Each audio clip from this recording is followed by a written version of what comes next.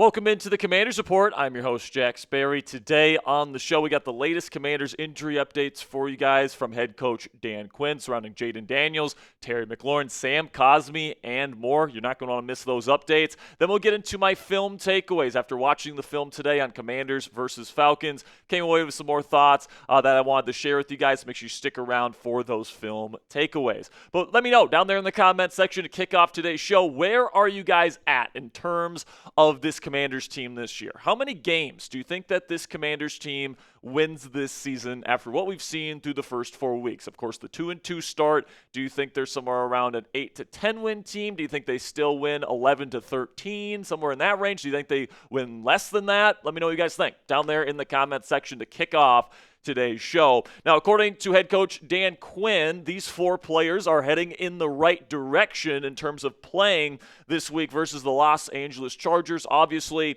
the week has to go on. They have to participate in practice. We'll have more updates as the week goes on. But Jayden Daniels apparently had a really good workout on Saturday. Apparently last week he was feeling pretty darn good, so I would expect Jayden to be able to play on Sunday. Terry McLaurin, that's a little bit more of a mysterious injury there because it's kind of a quad/hip flexor injury. Apparently he wasn't able to run on it at all last week. It doesn't sound to me like something that he's trending in the right direction for in terms of being able to play on Sunday, but we'll see how he progresses throughout the week.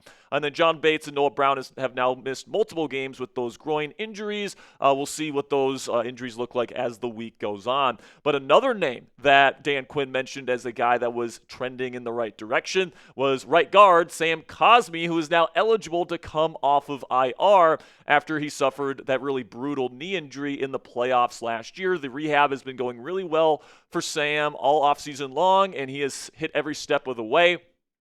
And, I would say the chances of him playing this weekend might be a little bit slimmer. If I'd had to guess right now, I would probably say he doesn't play. But it does sound like Dan Quinn is at least keeping the door open for that, at least that practice window to be lifted for Sam Cosmi here this week. But some bad news on the injury front here, guys. Javonte Jean-Baptiste, the edge rusher, suffered a torn pec on Sunday versus the Atlanta Falcons. His season is likely over. And, of course, that comes after the injury to Deatrich Wise, who plays this position. So right now you got Preston Smith, who you brought in a couple days ago in free agency, and he's going to have to step up in a big way for this spot. Also, wouldn't surprise me if the Commanders elevate somebody from the practice squad or maybe even make another free agency signing with the top two guys at this position.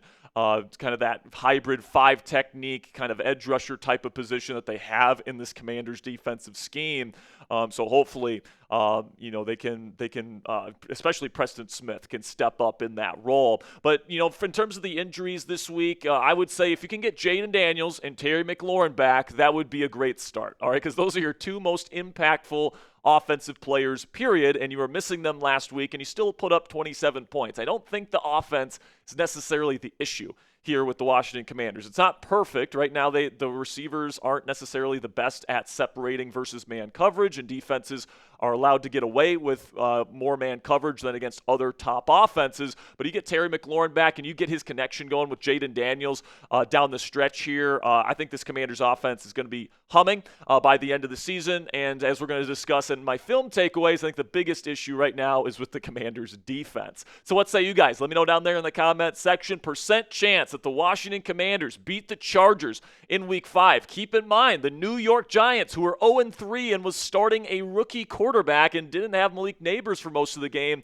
were able to beat the Chargers on Sunday. So put it on a scale of 0 to 100 for me down there in the comment section. 0 meaning no chance the Commanders win on Sunday, to 100 meaning they're definitely winning this weekend. This will be the pinned comment on today's show. In just a second here, I'm going to tell you about our sponsor today at Omaha Steaks. Well, I tell you about Omaha Steaks today. Put it on a scale of 0 to 100, the Commanders' chances of beating the Chargers. Now let's have a word from our sponsor today at Omaha Steaks. And whether you're talking about handcrafted steaks to delicious fall favorites, Omaha Steaks delivers the world's best steak experience. Enjoy USDA-certified tender steaks, juicy burgers, cozy and convenient comfort meals, plus tailgating favorites like chicken wings, smash burgers, and big deli-style franks. And now, during their Red Hot Sale event, you can get 50% off site-wide at omahasteaks.com. Plus, our listeners get an extra $35 off with promo code NFL Daily at checkout. So not only do you get that 50% off discount by going to the Omaha Steaks website right now with their Red Hot Sale event, but you also get an additional $35 off when you use our code. So you're getting over 50% off any assortment that you choose from Omaha Steaks. This is just one example here, guys. This is the classic favorites assortment. You get 22 total items of premium quality meat, which is usually priced at $266. That's cut in half because of the Red Hot Sale event, and then you get an additional $35 off when you use code NFL Daily. So this assortment that used to be over $260, you guys can get this for less than $100 today when you use our code NFL Daily. This is not a deal that you want to pass up, guys. Get fired up for fall grilling today with Omaha Steaks. Visit omahasteaks.com for 50% off site-wide during the Red Hot Sale event, and for an extra $35 off, use promo code NFL Daily at checkout. That's 50% off at omahasteaks.com and an extra $35 off with promo code NFL Daily at checkout. See site for details. A big thank you to Omaha Steaks for sponsoring today's edition of the Commanders Report. So now let's get into some of my film takeaways after going over the All-22 today for Commanders versus Falcons. First thing, we'll start here with the offense. I got fewer offensive takeaways here. Deebo Samuel showed some really good things. I think, in terms of separating versus man coverage, he was the one that was consistently doing that the most. He made a couple of tough catches by the sideline, and as always, he's pretty good after the catch as well. So I think Deebo Samuel continues to prove why he was a quality trade for this team. And I continue to enjoy the role that Cliff Kingsbury has him playing in this Commanders offense. Then we get to the tight end here, and I think Ben Sinnott has done a really good job. The second-year tight end out of Kansas State has done a really good job filling in for John Bates. I think he's been really good as a blocker, hasn't been involved too much in the passing game. I want to see Cliff try and get him a little bit more involved, especially as long as John Bates is out of the Commanders starting lineup. And then Jaylin Lane, the rookie out of Virginia Tech, I love his speed. I love his ability to run with the ball in space. I love everything that he brings to the table as a special teams punt return man, all that stuff.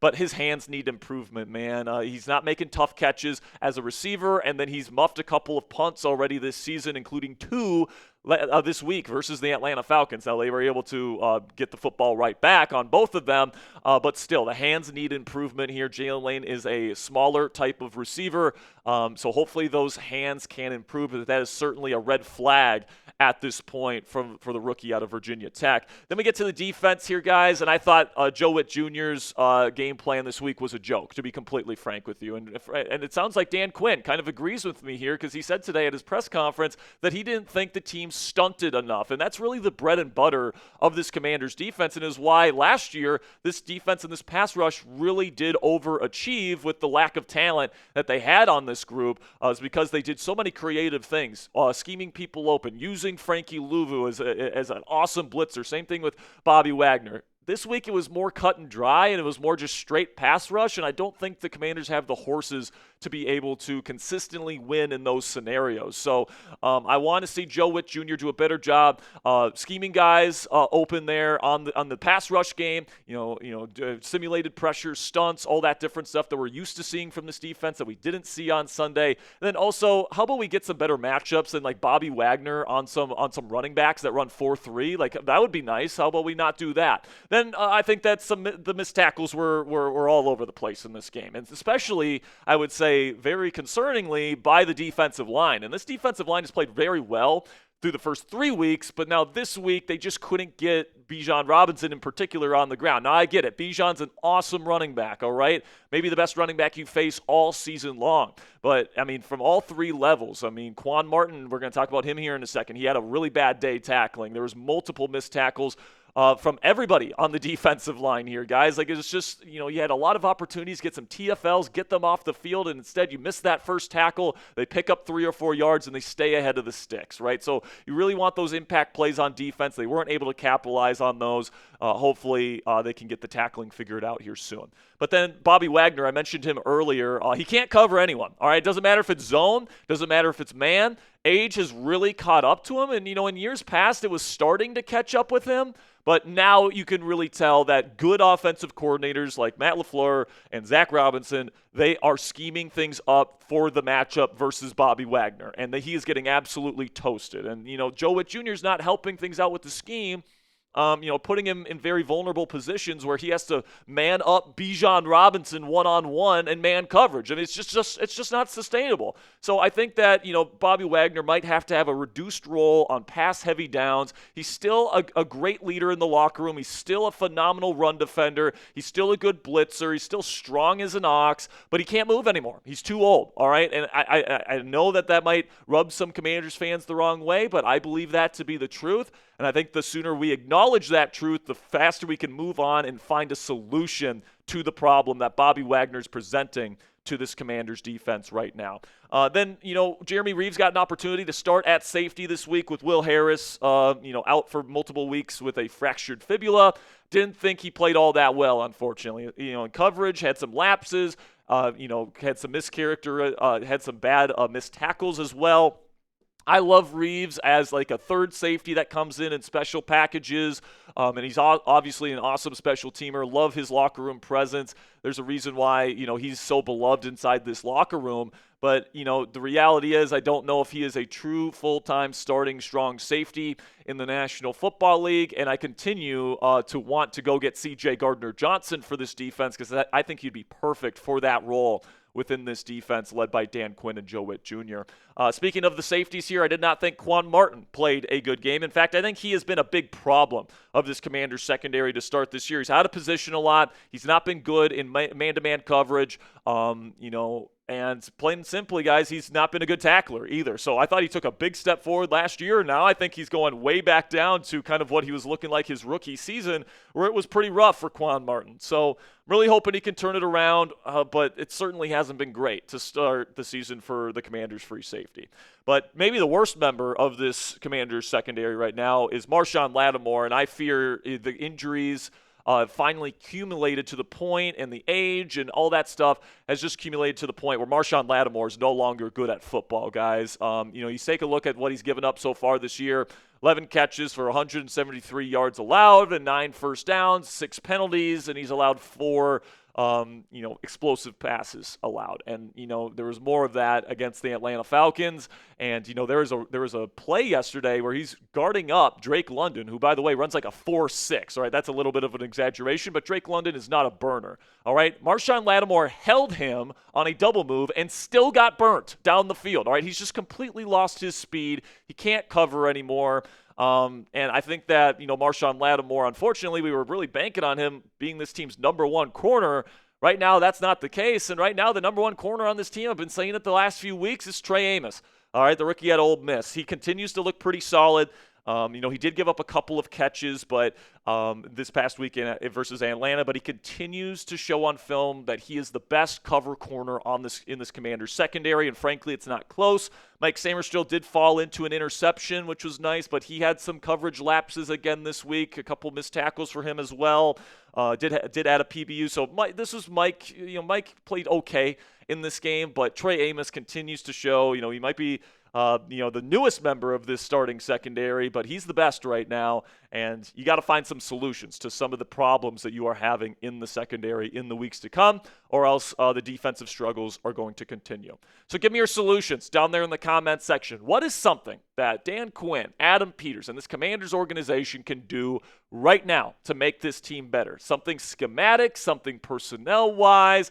Would you make a move in free agency? Would you make a trade? Suggest something for us down there in the comment section. How would you fix the problems that the Commanders are having right now? Give me an idea down there in the comment section. And that'll be it for today's edition of Commanders News and Rumors presented by Chat Sports. Make sure you guys type Real One down there in the comment section if you made it to the end of today's show. Making it to the end of our videos really does help us out in the YouTube algorithm, guys. So I want to show some love to the people that made it to the very end. If that describes you, type Real One in all caps. And make sure you click that subscribe button if you haven't already. All throughout this week, we're going to get you guys extensive Week 5 coverage for your Washington Commanders. Everything from an in-depth preview of going over the Chargers and how to beat those guys to injury updates on Jayden Daniels, Terry McLaurin, and all the rest all throughout this week, guys. So if you don't want to miss any of those updates, make sure you click that subscribe button if you haven't already. Until next time, guys, go raise some hail.